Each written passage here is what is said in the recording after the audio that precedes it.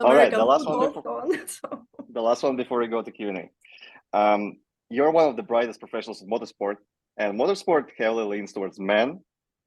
So, what can you tell to a young girl who are like about to dream of a career in motorsports? yeah, so you know what? You have to work hard for what you want. Things don't come easy, but you have to go out there and reach what you want to do. Nikita, I think that I am very passionate about bringing more women to the sports. I am very passionate about developing more STEM careers. I really believe that we don't have enough people in the STEMs and here in the United States, and we need to help with that. So when I have the time, I go and talk to groups to talk about, hey, the beauty of math and science, and especially to young girls. I am involved in groups like the Women in Motorsports North America, where it's promoting to bring more females to the sport of racing, not only here in the United States, from other places in the world. And every year we get together a group. This year we have 400 attendees to this conference, and even people from Formula One and people from the sports cars, from Europe and so on, people from even from tracks in Europe and also the Middle East. And it's about, showing to young girls, hey, you have a place in motorsports, but you have to work on it. And we are here to support you and be your mentors to get there. Think about it. My mentor, who I wanted to be, was somebody that was in a newspaper and on TV, right? Now we get the golden opportunity. Hey, if I want to see motorsports, please call a team. They will be able to help you and to show you this is what we do about. So take advantage of all the opportunities and the technology of today. So. Great. I think it's a great point to wrap it up and move to the Q&A. Alba, always a pleasure talking with you. I love the chatting. We have too much work-related conversations instead of just chatting, so it's like real pleasure every time. Thank you for coming, Zeka. Absolutely.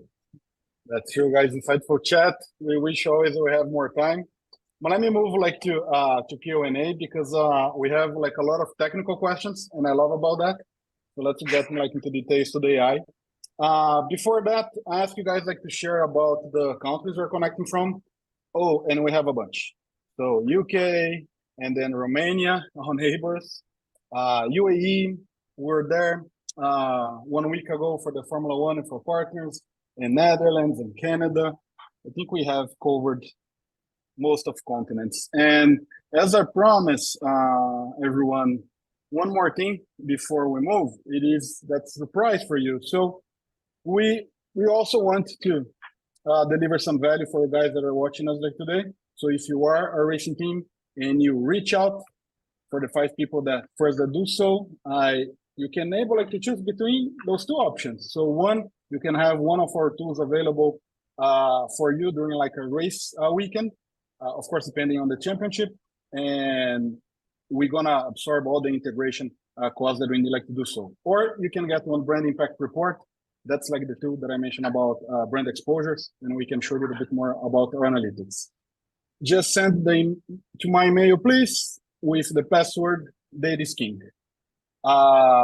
We also gonna make those pages available so you can take note right after. But to Q&A. So Alba, first one. Love this one. So Judith Hick, she asked, to what extent is computer vision currently integrated into motorsports applications? How much responsibility has assumed in tasks traditionally handled by roles such as the race director? Okay, so can you repeat that? You said I couldn't understand the first part. Say that again. Probably my Brazilian accent. No, it's okay, no problem. So help my Spanish accent. She's asking about computer vision. So how much computer vision is integrated into applications in motorsports, and how much do you think those applications took part of the role of a race director? Of how much I'm assuming that I would say you do less work because of that. Yeah, no, interesting enough. And I need to learn more about the computer vision. So Nikita, Sika, you're going to help me on that one. No, and believe me, our technical director here, the racing director, how we want to call it, still has a lot of work to do. Okay, no, because we have all those tools and we better understand data. That doesn't mean that you know, and what you call the computer vision, that those roles are going to disappear. I think that I say a little bit before. Remember one thing, that in the past we couldn't. Okay, let me say this a little bit better. We were always making decisions at the track and making decisions about, hey, this is what we should do. But everything was based perhaps in past experience. And it was about the common sense, because we have had people that had done this for many years. They understand, you know, they understand others. Hey, I understand that this person, you know, is going to do this, and, you know, so perhaps I need to do the opposite, correct?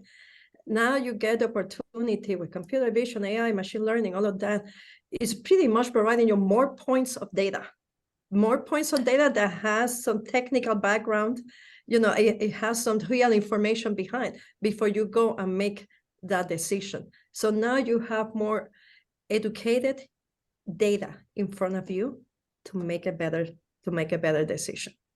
So those positions will not get away because we have all of that. Okay, excellent.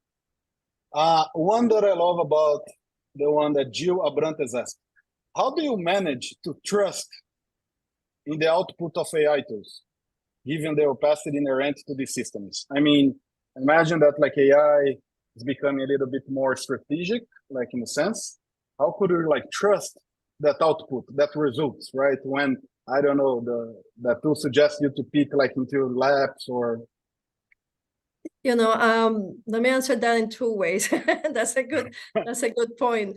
I don't want to sound bad, but if you put garbage in, garbage out, right? You know, so we have to be very smart about the kind of information and to work once again with partners that will provide us the better decision and so on. With that said, I want to give you an example. We have a race strategy tool that, by the way, is continuously learning.